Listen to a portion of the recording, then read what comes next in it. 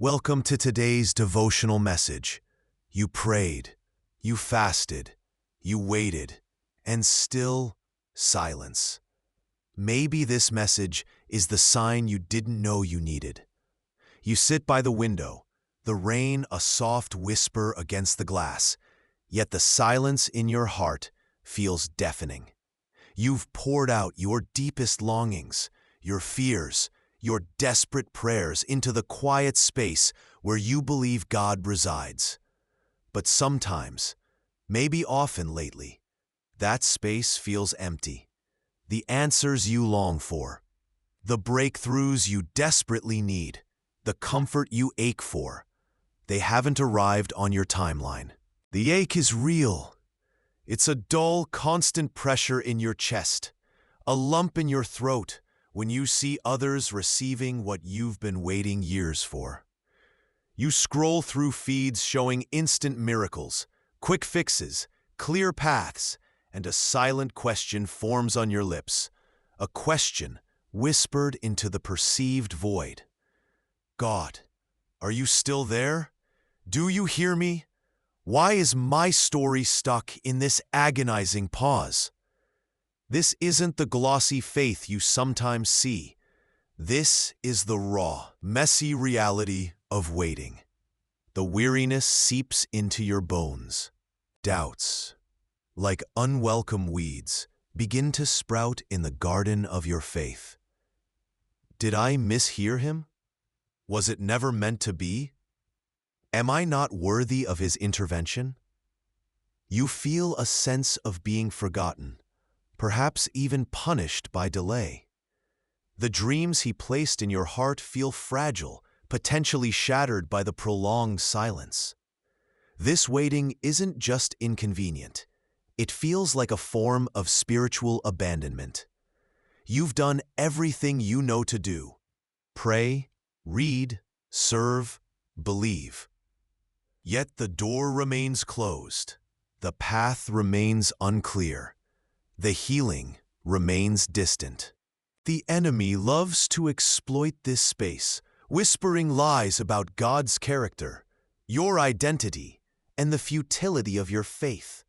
He tells you that your hope is foolish, that your prayers bounce off a brass ceiling, that you are utterly alone in this stagnant season. You look out at the world, rushing by, achieving, moving forward, while you feel anchored to the spot, trapped in a holding pattern you didn't choose. This feeling of being in limbo, of having your life on pause, is a profound spiritual and emotional trial.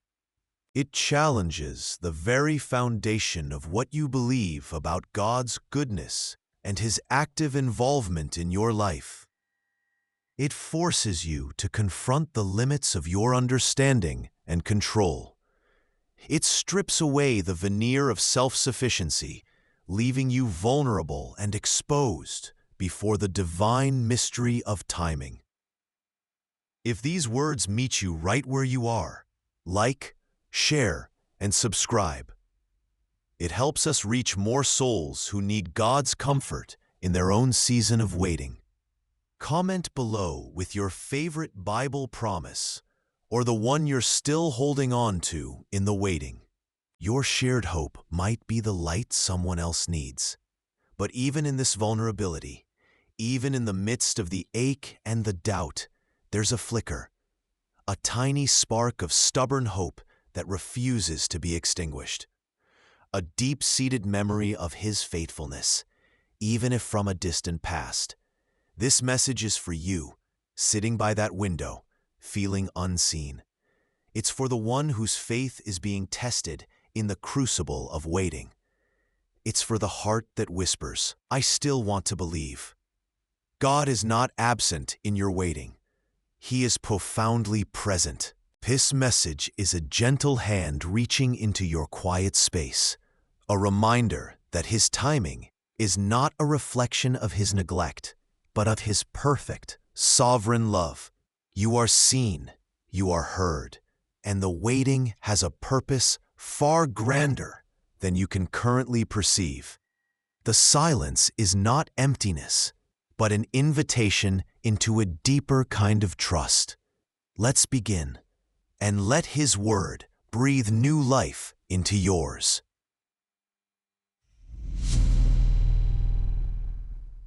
You sit in the silence again tonight, the unanswered prayer a heavy cloak wrapped around your shoulders.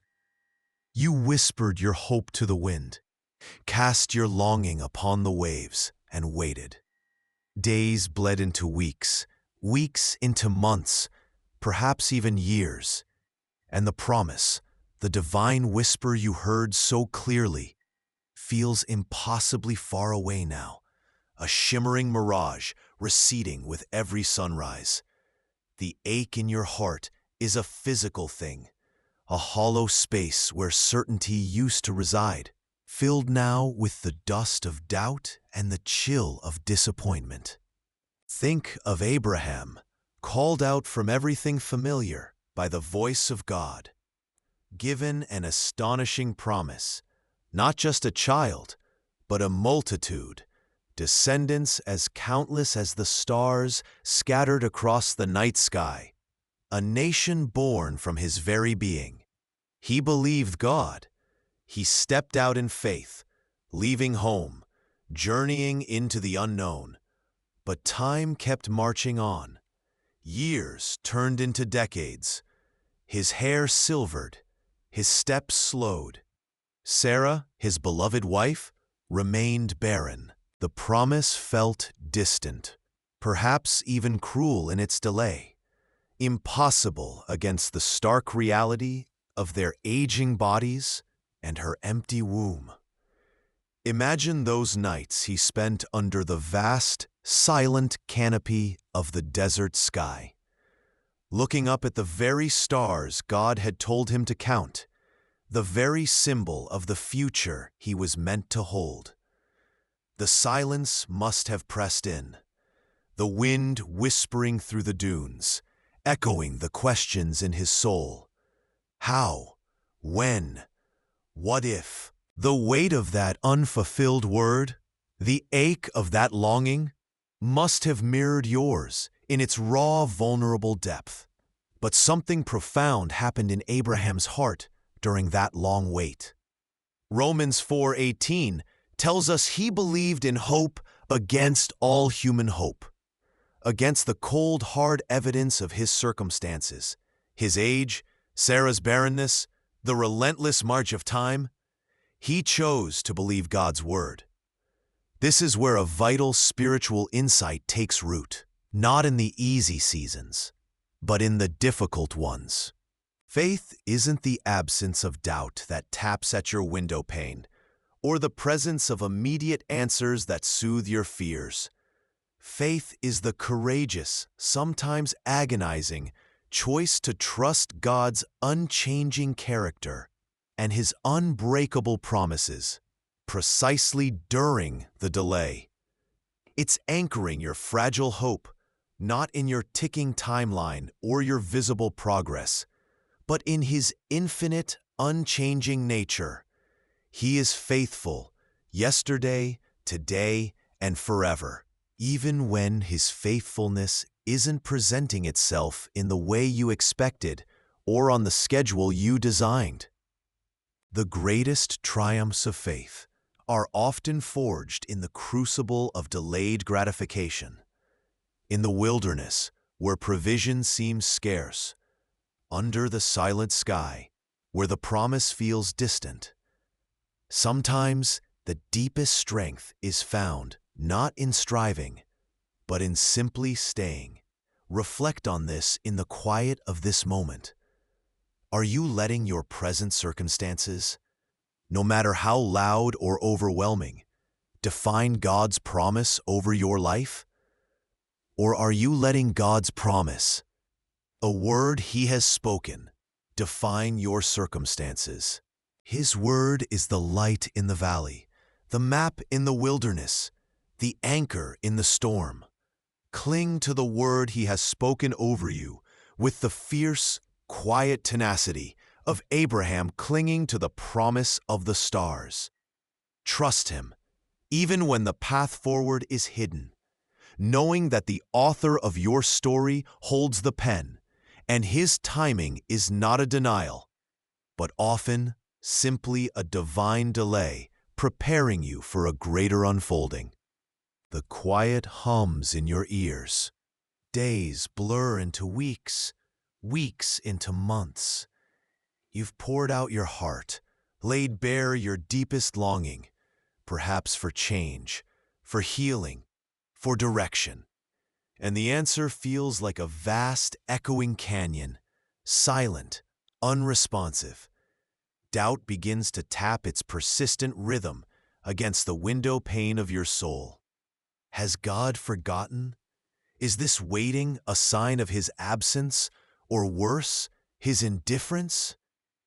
The world outside continues its frantic pace, displaying visible progress, obvious fruit, while you feel rooted in place, seeing no outward growth, no dramatic shifts. This season of stillness, this prolonged period where nothing seems to be happening on the surface, can be the most challenging test of faith. It feels unproductive, stagnant, even forgotten. Anxiety whispers that time is running out, but you're being left behind. The fear of the unknown future presses in, amplified by the apparent lack of divine action now. But look closely at the world around you.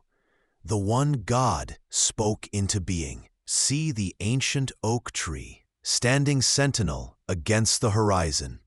It has stood for decades, perhaps centuries, weathering the fierce winds of autumn, the heavy snows of winter, the relentless heat of summer.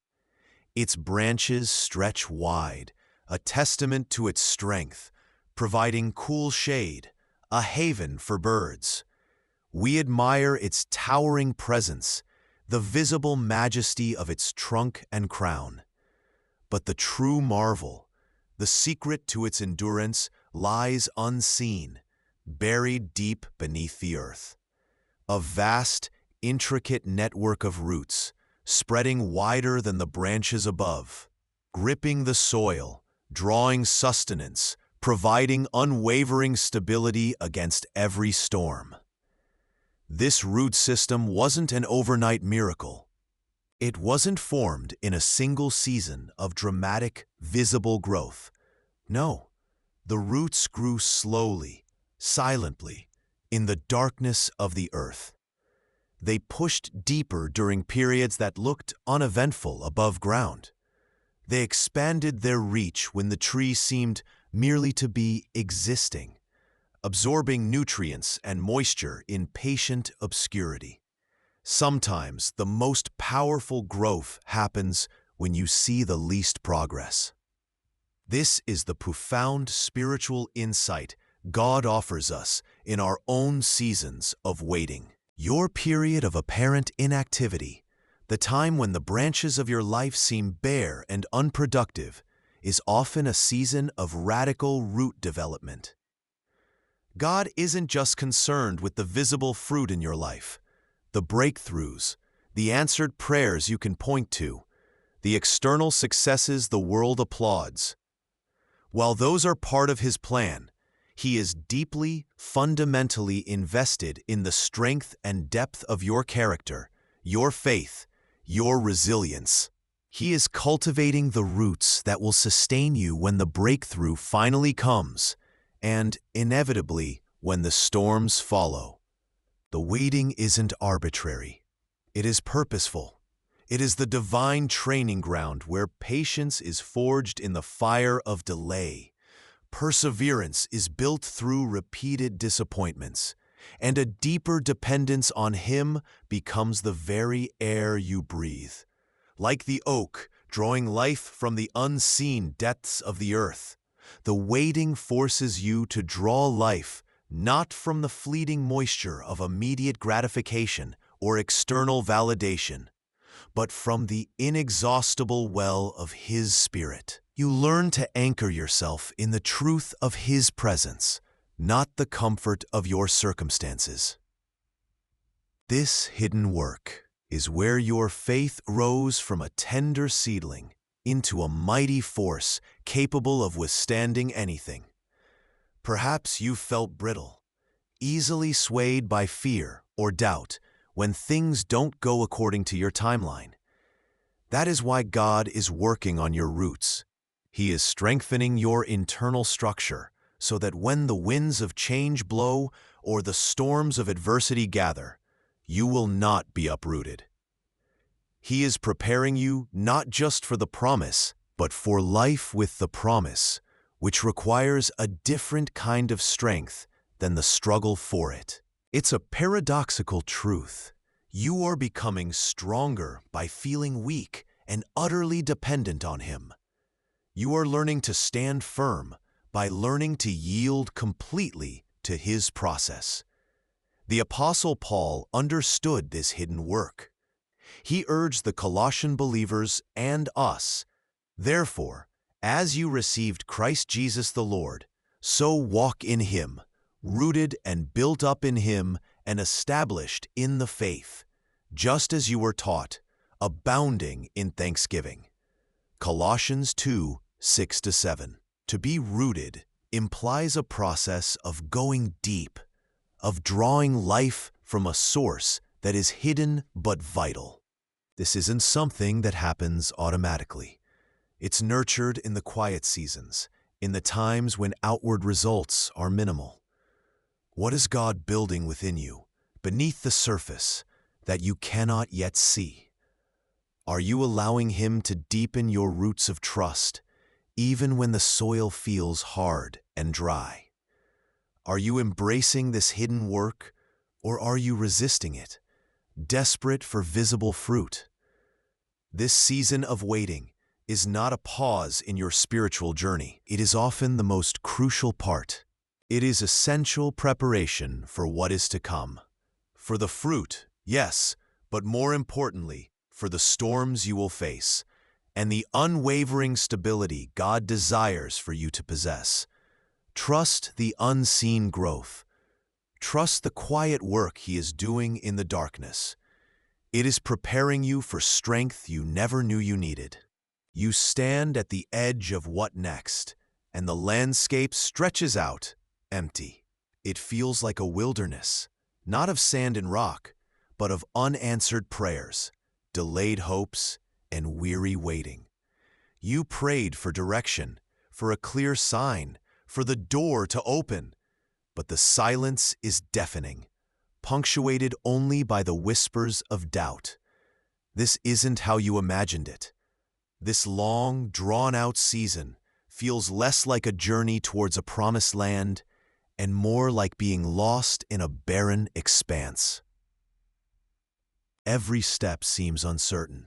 Every horizon looks the same, and the provision you thought you'd surely receive hasn't materialized. The temptation rises to turn back, to settle for less than God promised, or worse, to complain against the one you believed would lead you.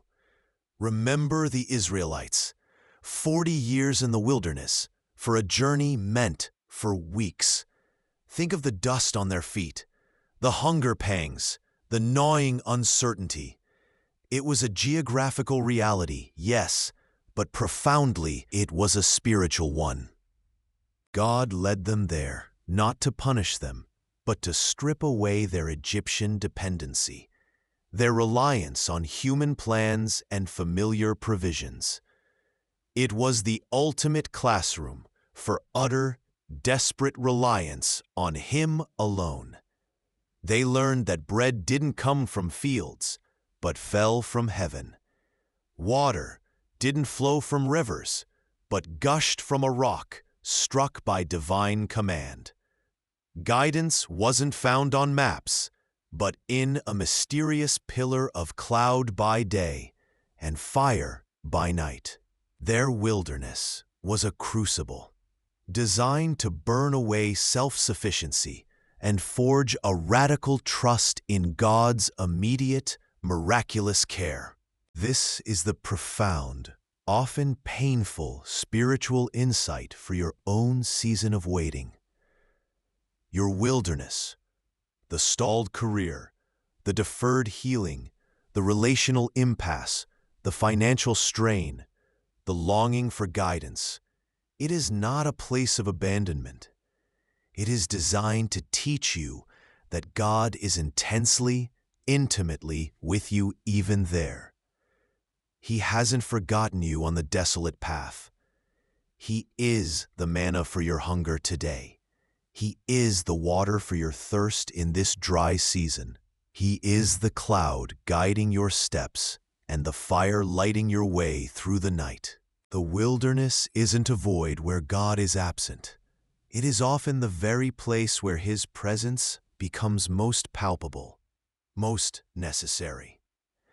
His promises don't vanish in the desolation. They become your lifeline. It might feel like wandering, but He is guiding, one miraculous day at a time. So lean in closer now. A quiet call to reflection.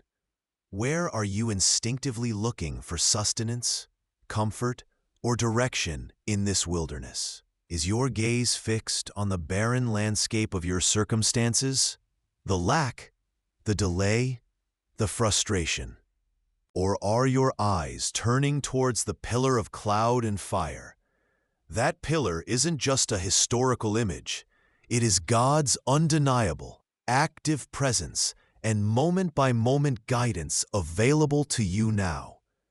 He is asking you to lift your chin, to see Him moving just ahead, leading the way through the uninhabited places. Trust that the God who provided in the literal desert provides in your spiritual and emotional one too.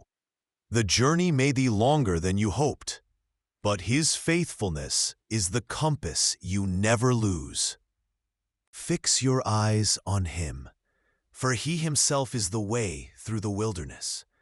Sometimes, the greatest provision in the wilderness is not a change of scenery, but the deepening realization that God Himself is enough. You sit in the quiet ache of waiting. The silence feels thick, heavier than the air around you. It settles into your bones, whispering stories about what you lack. Maybe you're waiting for a hand to hold, a tiny heartbeat on a screen, a single word of acceptance on a job application, or healing that seems eternally delayed. It's a specific, personal wait, and in its long shadow, something insidious begins to happen. Your identity starts to blur, merging with the thing you crave, with the outcome you long for. The mirror reflects not just your image, but the story you've started telling yourself. I'm the one who's still single. I'm the one whose home feels empty. I'm the one who hasn't made it yet. I'm the one struggling with chronic pain, defined by its limits. You begin to measure your worth, your success, your completeness against the presence or absence of this one desire. The world seems to confirm it. Holidays highlight your aloneness. Baby showers are poignant reminders of loss. Career milestones reached by others underscore your perceived stagnation. This season of waiting, meant perhaps for refinement or growth, becomes a crucible where self-doubt burns fiercely, threatening to consume your sense of who you are. You feel less than, incomplete, defined by the space where the longed-for blessing should be. This is the wilderness place, where the enemy loves to sow lies. He whispers that your identity is tied to your circumstances, that your value fluctuates with your achievements, that your worth is on hold until the timeline of your life goals aligns with your expectations. But God's truth is a river in that dry land, a constant flow that refuses to be dictated by temporary seasons or unmet desires. His truth crashes against the fragile walls of self-definition built on shifting sand. He says, wait, look deeper, look higher. Your identity is not found in your circumstances, your achievements, or the often unpredictable timeline of your life goals. It is found solely in Christ. This isn't just a nice spiritual platitude. It's the bedrock of your being. Before the world began, before your waiting season ever started, before you even formed the desire that now feels so central, God chose you. He called you beloved. He redeemed you. In Christ, you are inherently worthy, profoundly loved, and wonderfully completely in Him. This truth is a lifeline, a sturdy ship in the storm of uncertainty. Ephesians 1:4-5 declares this ancient, unchanging reality. He chose us in Him, before the creation of the world, to be holy and blameless in His sight. In love, He predestined us for adoption to sonship through Jesus Christ, in accordance with His pleasure and will. You were chosen before your prayer was formed, before the waiting began, before any outcome could possibly define you. Your adoption into His family, your worthiness, your holiness in His sight, these were settled in love long before your situation even existed. The waiting season in God's economy is often an invitation, a demanding, sometimes painful invitation to anchor your worth, not in the changing tides of your situation, but in the unchanging, boundless ocean of His love. It's a call to shift your gaze from the empty space in your life to the fullness you possess in Christ. You might feel incomplete in your circumstance, but you are complete in Him. This is the gentle paradox of faith, finding wholeness in a season of perceived lack, discovering your truest self when the external markers you relied on are absent. You are not defined by the ring on your finger, the title next to your name, the laughter of children in your home, or the perfect health report. You are defined by whose you are. You belong to the King of Kings, and that belonging outshines every earthly achievement or temporary state of waiting. This truth doesn't instantly erase the pain of the wait or the genuine human struggle of longing, but it provides a foundation, a sacred space to stand when the ground feels shaky. It allows you to grieve the unmet desire without letting it consume your core identity. It enables you to hope for a change in circumstance without allowing the current lack to whisper lies about your value. The challenge is to separate the two, your status in the world and your identity in Christ.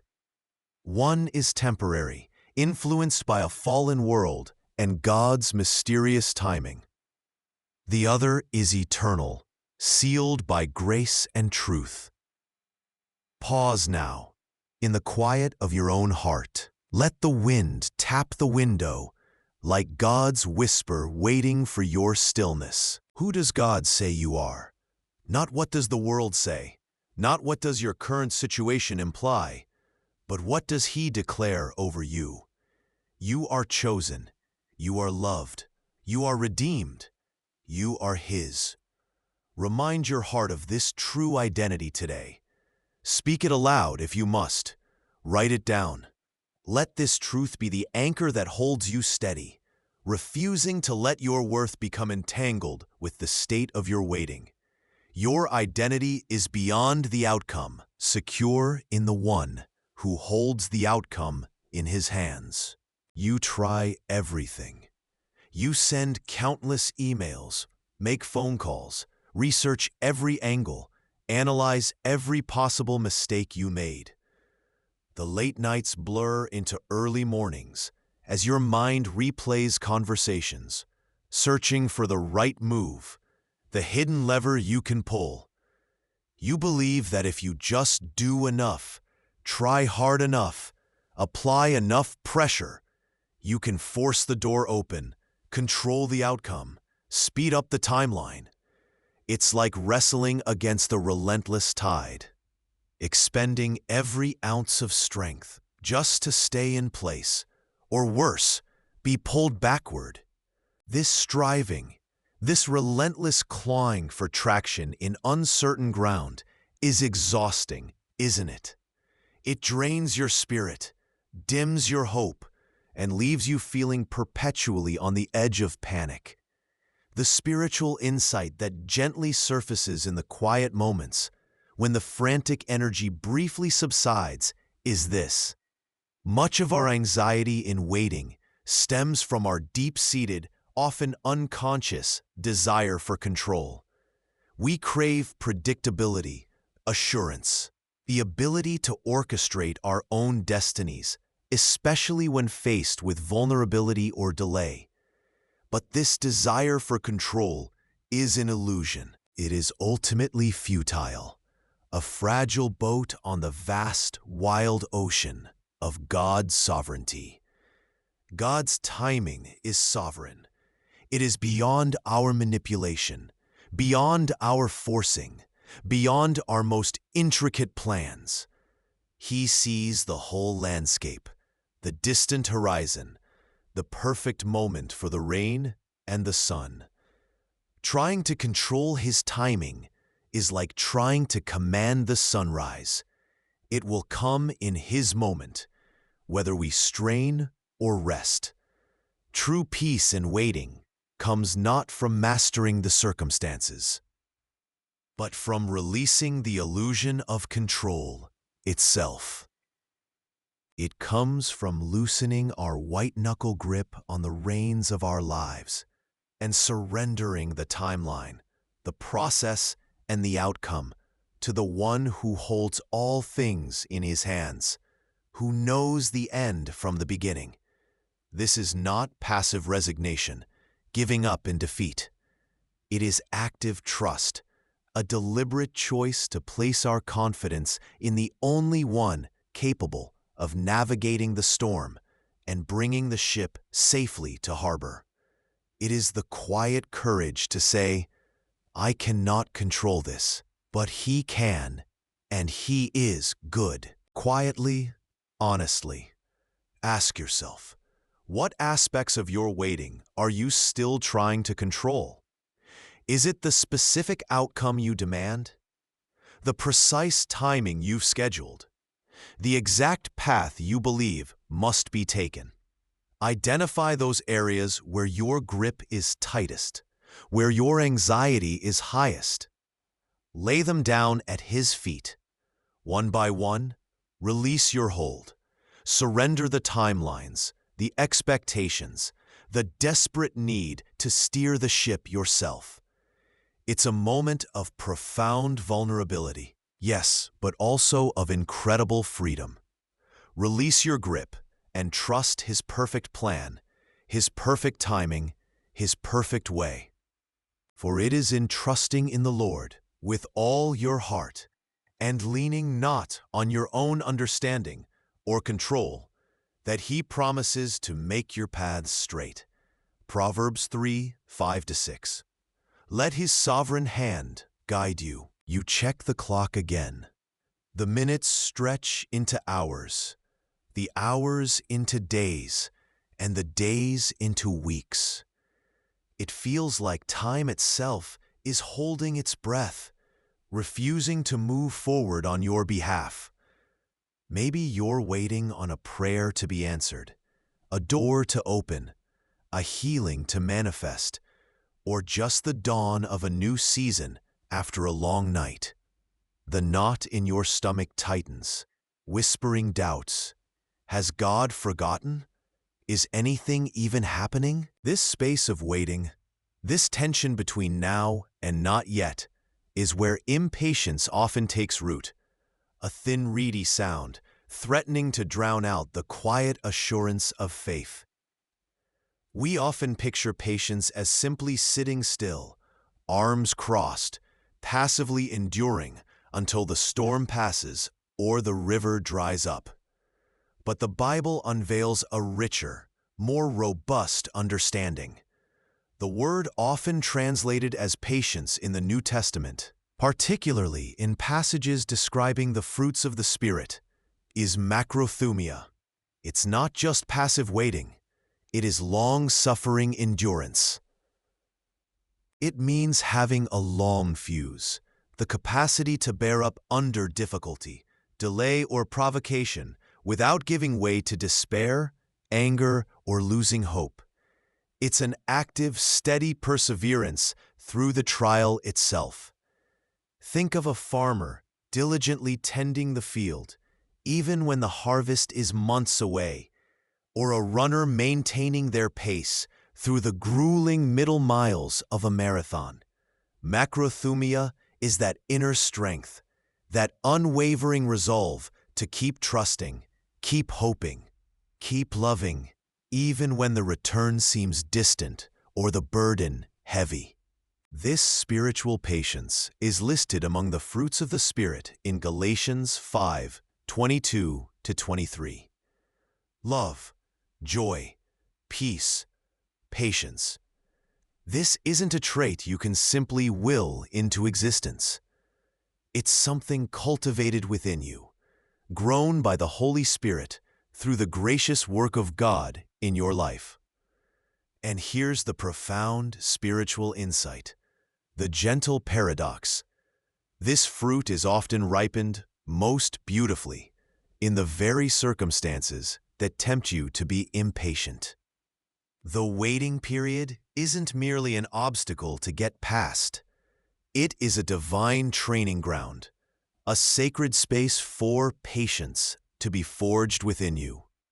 God uses the discomfort of the delay, the friction of unmet expectations, to prune away your impulsiveness, your need for immediate gratification, your attempts to seize control, and cultivate a deep, spiritual endurance that serves you not just through this wait, but for a lifetime of walking by faith. Instead of resenting this season of delay, viewing it as wasted time or divine oversight, can you dare to see it as a sacred invitation?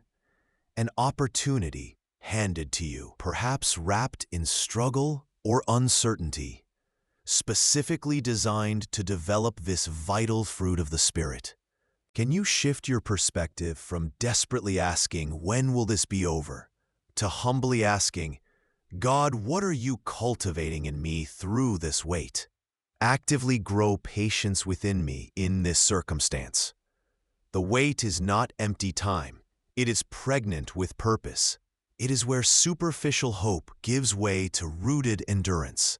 It is where you learn the quiet strength of trusting God's timing, not because you understand it, but because you trust the loving, wise hand holding yours in it.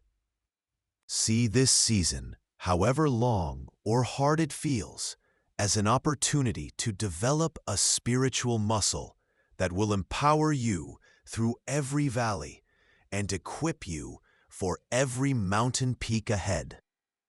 You sit in the quiet place again, the one you visited many times before. The path ahead is anything but clear. It's shrouded in a mist of uncertainty you can't seem to penetrate. The silence stretches out, thick and heavy, like a blanket smothering hope. You've spoken your heart, poured out your needs, wrestled on your knees, and yet nothing, or at least nothing you can discern. It is in this space that the subtle, venomous questions begin to whisper. If he was truly good, wouldn't he have answered by now? If he was faithful, wouldn't he have kept his promise promptly, according to my clock? These thoughts, seemingly small, are strikes against the very foundation of your faith, targeting the core of who you believe God to be. It's easy to fall into this trap, measuring God's character by your current circumstances or your limited understanding of time. But the deepest spiritual insight, the one that can anchor you in the storm, is this: your assurance in the waiting isn't built on grasping the timeline or seeing the full picture, but on the unshakable, unchanging, unwavering character of God Himself. He is good, even when the immediate reality feels bad, unfair, or agonizingly slow. He is faithful, even when His timing unfolds in ways utterly different from your own calendar and expectations. Think back, recall His track record, etched across the pages of Scripture and woven through the tapestry of your own life history, even the parts that felt broken at the time. He led Israel through the wilderness, not always in comfort, but always towards His promised land. He remained silent before raising Lazarus, allowing sorrow to deepen, only to reveal His glory in a profound way.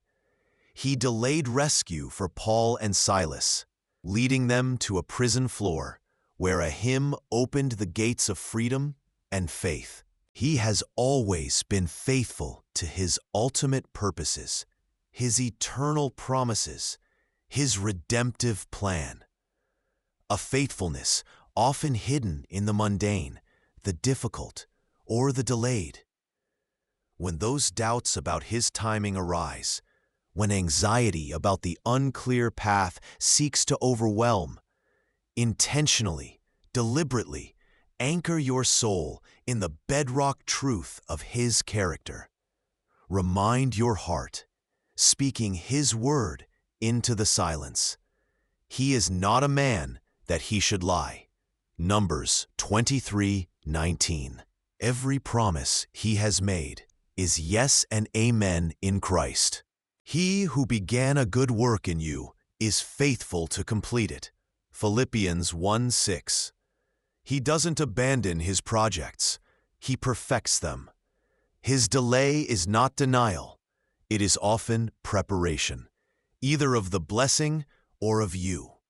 Sometimes His greatest activity is found in His deepest silence, working beneath the surface, like a seed germinating unseen in the dark earth. Trusting God always means trusting who He is, even when you don't understand what He is doing or why He is waiting.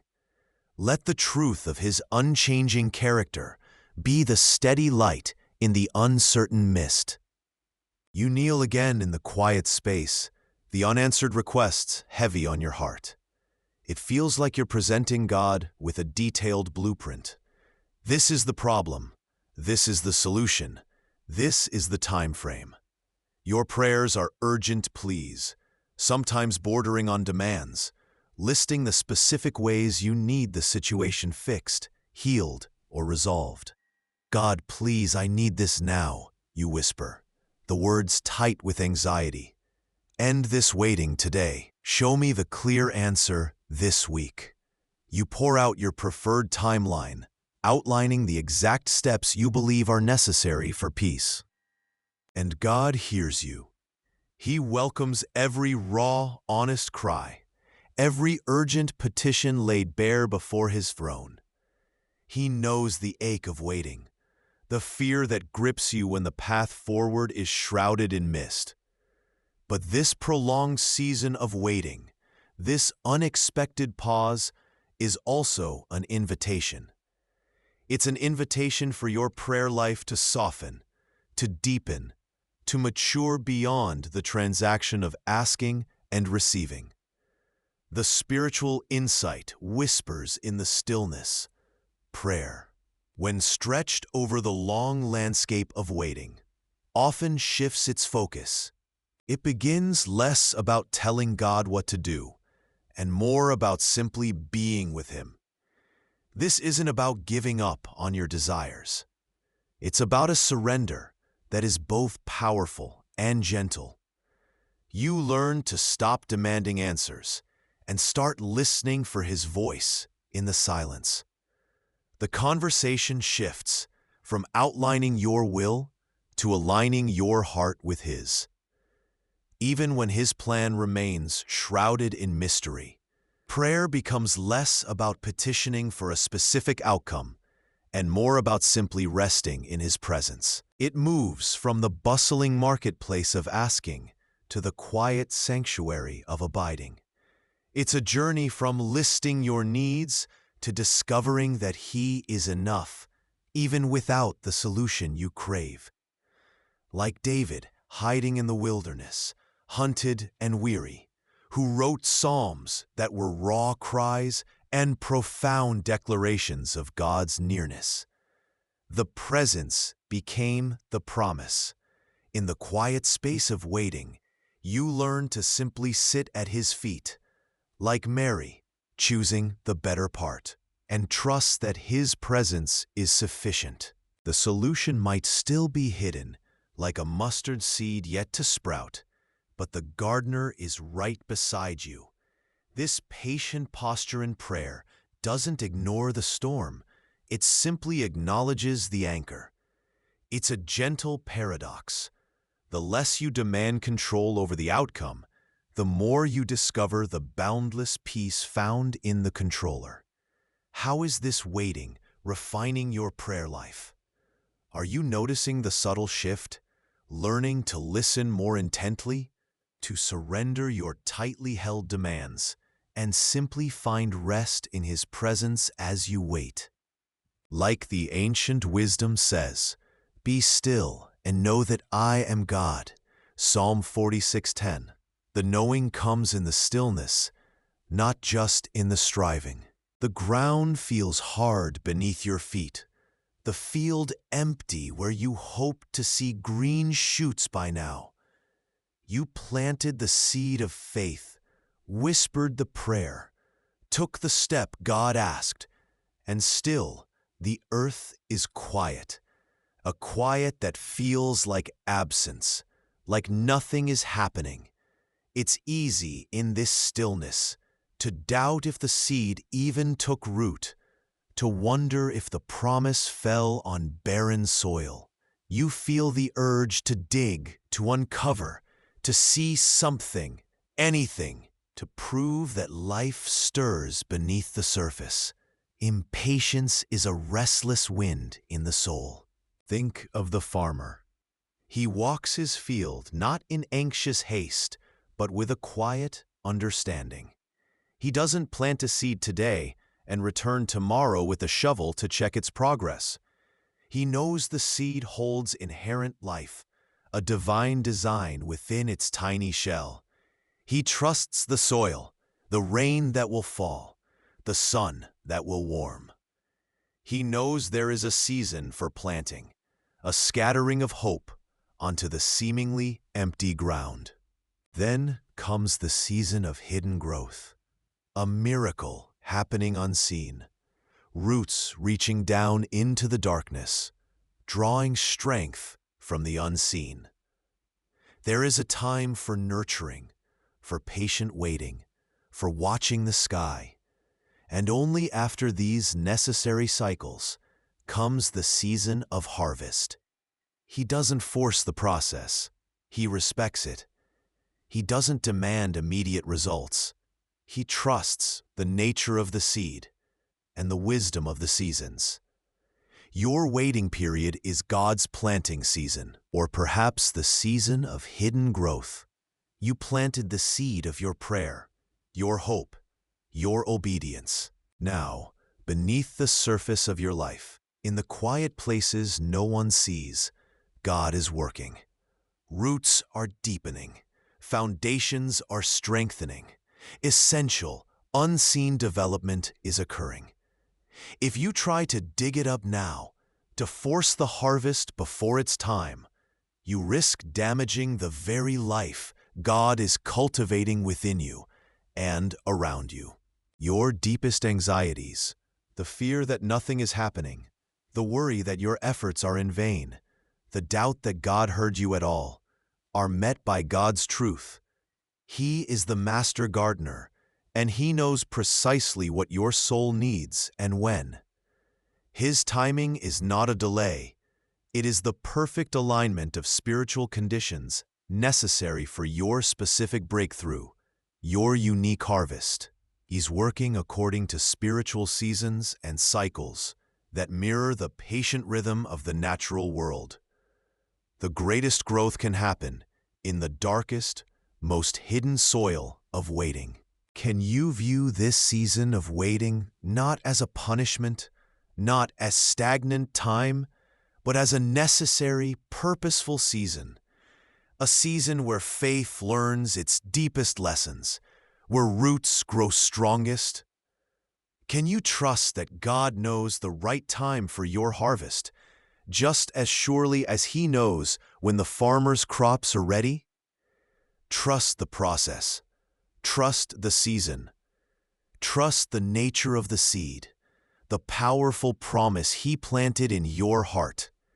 Trust the gardener, whose hands are both patient and precise.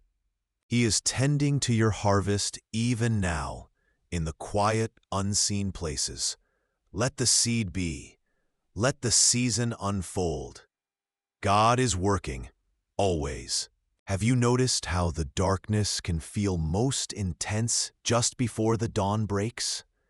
You know the hour.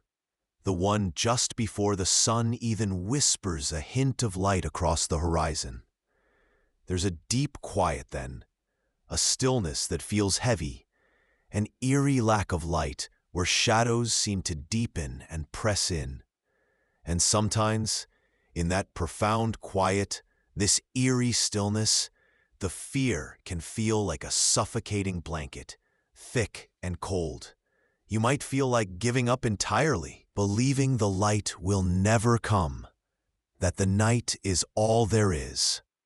The silence feels like a confirmation of your deepest fears, that you are unseen, unheard, alone in the dark. Maybe this is where you sit right now. It's a waiting season that has stretched on for months, or perhaps years.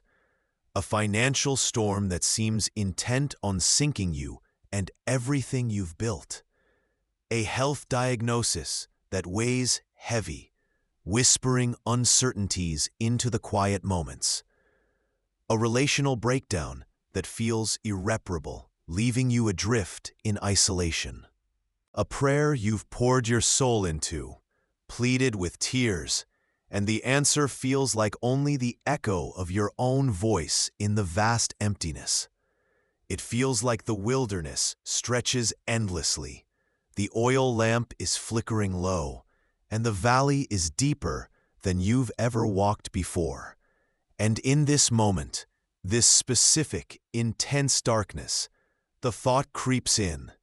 What if it never gets better? What if the light is not coming? What if I just stop trying? This is the point where despair can feel most overwhelming, where the temptation to lose heart, to simply lie down in the darkness and surrender to the hopelessness is strongest. But here is a powerful scriptural and spiritual insight that breathes life into this heavy air. Often the waiting feels most unbearable, the test most severe, the pressure most intense, just before God is about to move. It's a strange truth, isn't it? How the darkness often feels most intense, just before the dawn breaks. In the landscape of faith, this moment isn't random. This isn't just arbitrary suffering stretching on forever. The enemy often increases his pressure precisely when he knows breakthrough is near. He sees the approaching light on your horizon, the shift God is orchestrating behind the veil of your circumstances. And his last, desperate tactic is to convince you, in your most vulnerable, exhausted state, that it's hopeless. He whispers poison. It's hopeless. Give up. Your faith was for nothing. This is the end of the road, and it's just darkness. He hopes you'll give up before you see it, before you experience the very breakthrough God has prepared. Like the Israelites trapped between the Red Sea and Pharaoh's army, the situation seemed most impossible. the darkness of certain death most absolute, just before God parted the waters. Like the seed buried in the earth, surrounded by darkness and pressure, experiencing the very forces that allow it to burst forth into life. Hold on, dear one. Your endurance in this final, shadowy hour, it matters more than you know. This isn't just random suffering. It could be the final push, the refining heat that prepares you for the blessing, the darkness that makes the coming light even more brilliant. Perhaps the moment you feel most unseen by God in the darkness is precisely the moment His hand is closest to your own, guiding you through the final steps of the night. Your deepest breakdown might be the fertile ground from which your greatest breakthrough will emerge. The deepest part of the night is often the signal that dawn is closer than you think. Don't give up in the pre-dawn darkness. Your faith, fragile as it may feel, is a tiny seed holding the promise of a mighty tree. Call to reflection. When the waiting feels darkest and most discouraging, when the urge to surrender to despair is strongest, pause. Remind yourself that this crushing pressure, this intense quiet before the storm breaks, or the calm after the storm, this profound lack of light, this might be the sign.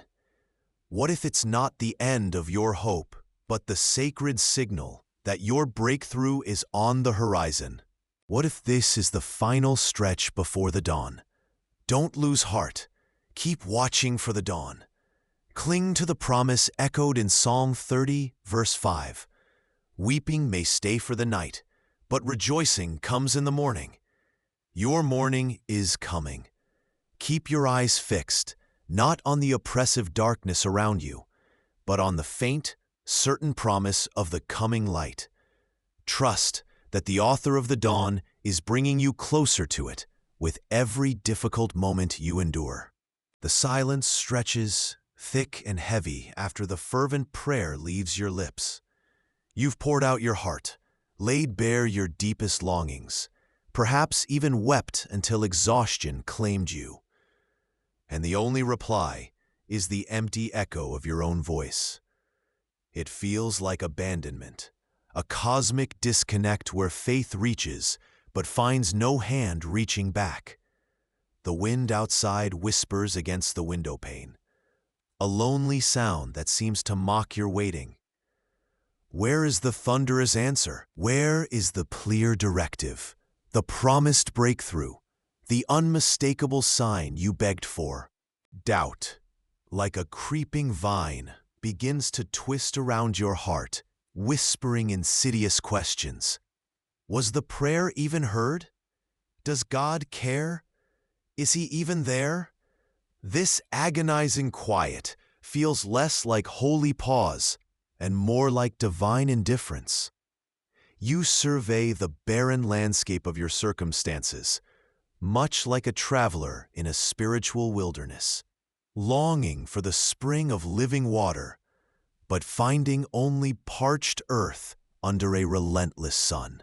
The world's clamor feels miles away, yet the silence here is deafening in its own way, filled only with the drumming of your own anxieties and the relentless pressure of unresolved problems. But what if the silence is not an absence of God, but an invitation to a different kind of hearing? Imagine peeling back the layers of expectation, the loud demands of your agenda, the frantic plotting of your escape routes. The spiritual truth begins to shimmer. The waiting season is designed in part to refine your spiritual ears. It is a divine schoolroom where the noise of the world, its urgent timelines, its fear-driven narratives, its superficial comforts, is slowly muted. This quiet space is where you learn to tune into a subtler frequency, the quiet, persistent signal of God's Spirit. He isn't always in the earthquake, the fire, or the storm. Sometimes he is in the gentle whisper that follows. 1 Kings 19:11-12. Perhaps in this stillness, he is speaking profound truths that only a soul stripped bare of distraction can truly grasp. He might be confirming a promise you thought was lost in the echo chamber of doubt, not with booming affirmation, but with a settled peace that transcends understanding.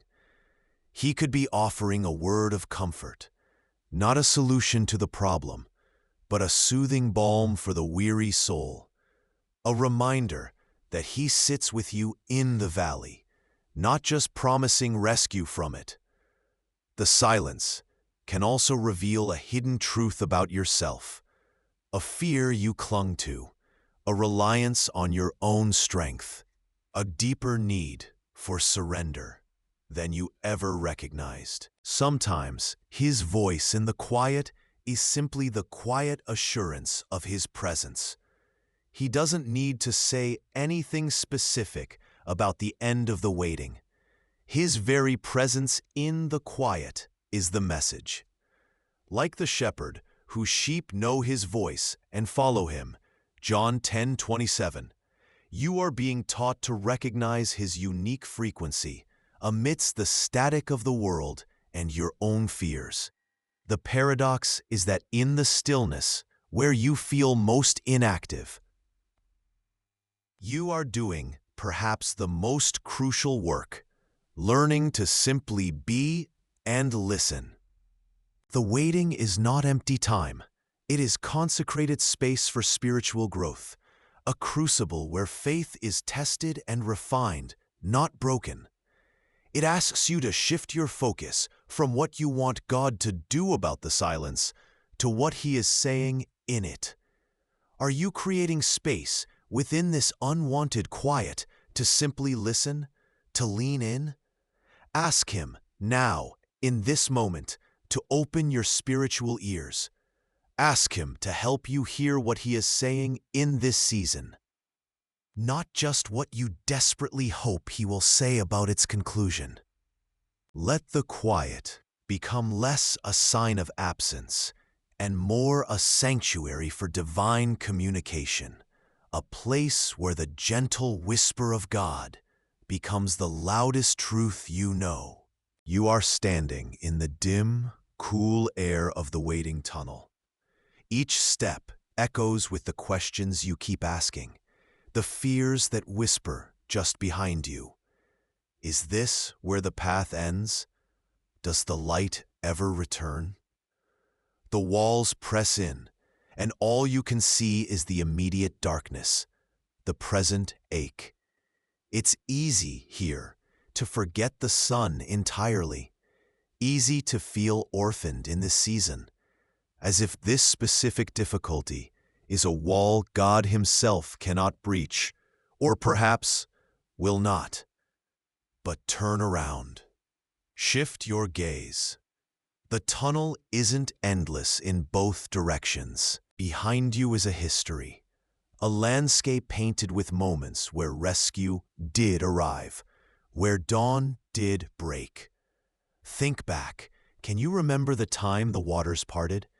Not perhaps the Red Sea literally, but that impossible situation where a way appeared where there was no way. Can you recall the moment the bread arrived in the wilderness of your need? The prayer you prayed with a desperate heart, the one you thought was lost to the wind, but somehow, against all logic, it was answered. The impossible knot of circumstances that miraculously unraveled. God was there. He moved. He didn't just hear, He acted. This act of remembering is more than just nostalgia. It is spiritual warfare. It's picking up a weapon forged in the fire of past deliverance to fight the despair of present delay. Your memory isn't just a storehouse of personal history. It becomes a testament to divine faithfulness. The God who met you then is the same God who walks with you now, even in this shadowed valley. His nature isn't subject to your current pain or the narrowness of your present sight. He isn't limited by the size of the obstacle before you. His very being is faithful. He is bound by His promises, not by your problems. This remembering isn't about generating hope from thin air. It's about grounding your hope in the solid, unshakable bedrock of His proven character. It exercises your faith muscle, stretching it beyond the confines of the here and now, connecting it to the eternal truth of who He is. Perhaps today, the greatest act of trust you can perform is to simply remember, to deliberately call to mind the instances, big or small, where God has intervened, sustained, or delivered you. Write them down. Create your own personal chronicle of His grace.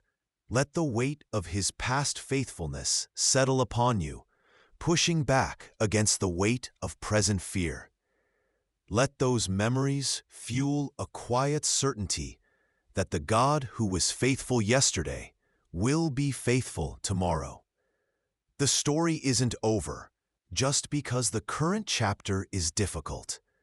The author holds the pen, and he has a perfect track record of bringing his stories to a glorious conclusion. Trust him with this page.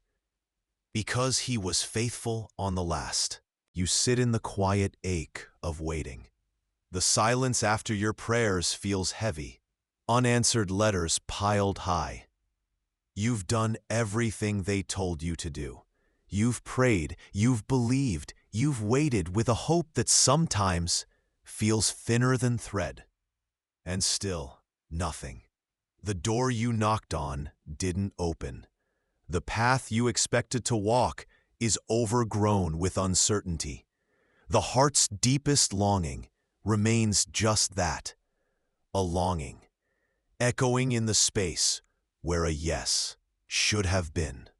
This waiting, this feeling of being suspended, breeds a particular kind of fear.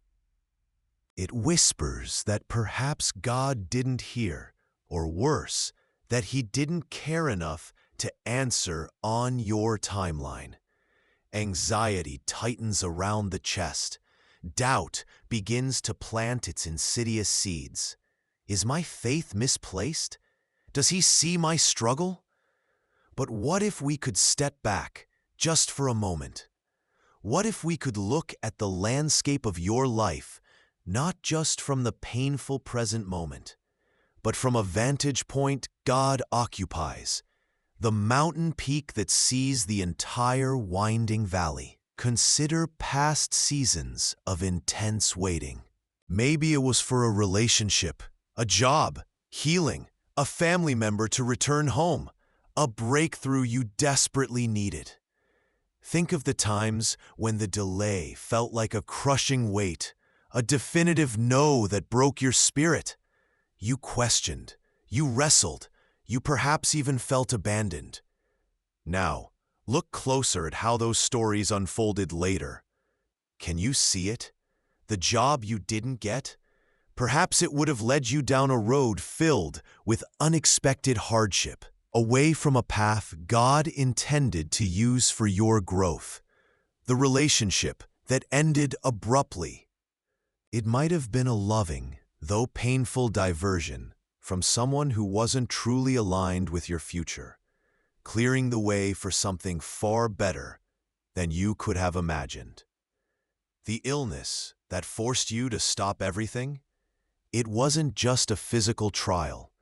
It became the catalyst for deeper healing, forced rest, and a spiritual clarity you would have never found in the rush of life. What felt like a denial, a closed door, a painful delay back then, was often, in hindsight, divine protection shielding you from what you couldn't see. Divine preparation equipping you in ways you didn't understand, or divine positioning lining up circumstances perfectly for an outcome far greater than you could have ever orchestrated or demanded. This hindsight offers a profound spiritual insight. God's timing isn't perfect just because it's His, an arbitrary exercise of power. It's perfect because He sees the whole picture. He sees the future consequences of an early answer that might satisfy you now but derail you later. He sees the necessary growth that the wilderness delay provides, the strengthening of muscle and spirit that only comes through waiting and trusting in barren places. He sees the intricate ways He is working behind the scenes, moving hearts, changing circumstances, preparing people and places you know nothing about, all to weave together a tapestry far more beautiful than your limited perspective allows. What felt like rejection was often divine direction in disguise. What seemed like a delay was a divine setup. The same loving wisdom that governed your past seasons of waiting, the same perfect perspective that you can now recognize with clarity, is presiding over your current waiting season. It requires a quiet trust that God's viewpoint on what you need, when you need it, and how you need it, is just as wise and loving right now as it was in those past situations you now understand. You are called to rest in the knowledge that His timing is always redemptive and purposeful.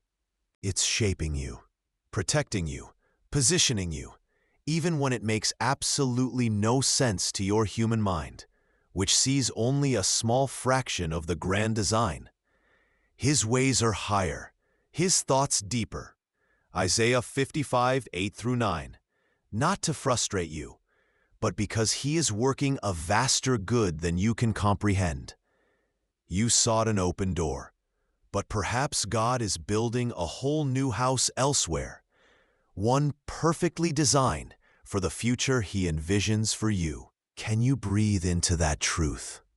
Can you trust the unseen currents, believing they are carrying you precisely where you need to be, on a timeline only the divine navigator understands? The weight of the unspoken future presses down. You feel it settle on your shoulders, a heavy cloak woven from unanswered prayers and uncertain timelines. Day bleeds into night, and still the silence persists. The waiting isn't passive. It's an active battlefield within your soul. There's the constant striving, the mental gymnastics of trying to figure out how or when this situation will resolve. You replay conversations, analyze potential outcomes, strategize, plead, argue, worry, and it is utterly exhausting. This relentless struggle against the unknown, this urgent need to control the unfolding story, drains you. It depletes your spiritual reserves, leaving you feeling hollow. It saps your emotional energy, fraying your patience and joy. It even manifests physically, a persistent tension in your shoulders, a tightness in your chest, a restless sleep. You wonder, isn't there another way to navigate this wilderness? Perhaps you stand before a mountain you cannot climb, not because it's too steep, but because you're forbidden to move until the path is revealed. You see others move forward, their journeys unfolding, while you remain stationary, a lone figure in the vast plain of delay. Your heart cries out, "How long, O Lord?" And the enemy whispers, "He has forgotten you. You must make this happen yourself. Strive harder, worry more, plan endlessly." This voice is a thief, stealing not just peace, but your very strength, leaving you weary and worn. The truth is, true rest in waiting doesn't manifest because the circumstances shift, or the calendar flips, or the answer finally appears. It arrives when you surrender the exhausting, futile need to control the timeline, the outcome, the how and when. This kind of rest, this deep quietness in the storm of uncertainty, is a profound spiritual discipline. It is a conscious, deliberate choice to cease striving, to lay down the tools of control that were never truly yours to wield. It is an active decision to allow God to be God, to trust that He holds the compass, the map, and the destination firmly in His hand. Rest in waiting is not the absence of difficulty. It is the presence of peace within the difficulty itself. It is finding solace not in the answer you desperately crave, but in the answerer who holds your life in His hands. Think of the paradox. You find your strength not in holding on tighter, but in letting go completely. You gain control not by wrestling with the problem, but by surrendering it to the one who knows the end from the beginning. This surrender is an invitation to trade your crippling anxiety for His inexplicable peace. It's an act of casting your cares, the heavy cloak of worry, the burden of the unknown, the fear of disappointment, the exhaustion of striving, upon Him. Why? Because the divine promise assures you He cares for you. 1 Peter 5:7. He sees your struggle, hears your silent cries, knows the ache in your heart. He is not distant or indifferent to your waiting. He is intimately involved, intricately weaving His purposes even in the silence, even in the delay you cannot comprehend. Imagine those anxieties, those swirling fears, as heavy stones you've been carrying. God invites you to simply drop them at His feet. He can bear their weight. What would it truly look like, just for today, to rest in God's timing? It's not passive resignation, it's active trust. It means acknowledging the anxiety when it rises, but choosing not to follow it down the rabbit hole of endless speculation. It means recognizing the urge to strive and control, and consciously choosing to surrender that urge to God. It's practicing casting your anxieties about the delay, the uncertainty, the outcome onto Him, speaking them out, writing them down, visualizing yourself placing them in His hands. And then, in the space where anxiety used to reside, intentionally inviting His peace to settle there. It might be a gentle peace, a quiet knowing that you are held, even when the path ahead is shrouded in mist. It might be a deep calm that defies logical explanation, a peace that passes understanding, a gift freely given when you cease striving and simply trust the answerer. He is working. Even when you cannot see the movement, He is faithful, even in the silence. Find your rest in that truth today. You sit again in the quiet, maybe by a window, watching the world move while yours feels stuck. You've walked through the valley of waiting, a landscape marked by unanswered questions and stretching horizons that never seem to bring the promised land into view. You felt the weight of silence press down like a physical burden, the kind that steals your breath and makes you wonder if your pleas even echo beyond the room you're in. You've wrestled with doubt, a relentless opponent, whispering accusations. He isn't listening. You're forgotten. This pause is punishment. And yet, perhaps, just perhaps, as the dawn breaks or the evening star appears, you are beginning to see glimmers of purpose in the long, hard pause. The truth isn't that God might be with you in this season. The truth is more fundamental, more profound. He is fundamentally, irrevocably, and profoundly present with you in every moment of it. His love is not a reward for your circumstances changing, nor is it contingent on your prayers being answered exactly when and how you demanded. It is not a conditional blessing, even only when you perform perfectly or endure patiently. His love is an ocean surrounding you, holding you buoyant even when the waves crash over you. It is a quiet hand holding yours through the darkest hours, a steadying grip when your steps falter. It is a voice singing over you, a melody of unwavering grace, even when the noise of your fear is so loud you cannot hear the tune with your physical ears. The waiting isn't a sign of his absence, but often, ironically, a testament to his intimate, refining presence. Like a skilled potter, he stays close to the clay on the wheel, shaping and molding with deliberate, unhurried strokes. He is closer than you think, closer than the space between your cupped hands when you pray. He is weaving your story together with threads of grace you cannot yet see, threads strong enough to hold the weight of tomorrow. He is not delaying your blessing out of neglect, but preparing you, refining you, making you ready for what is next, and deepening your dependence on him in ways that instant answers never could.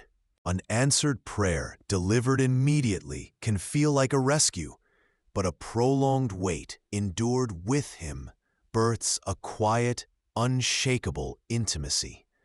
The purpose of this wait was never to punish you for perceived failures or to test your patience just for the sake of it.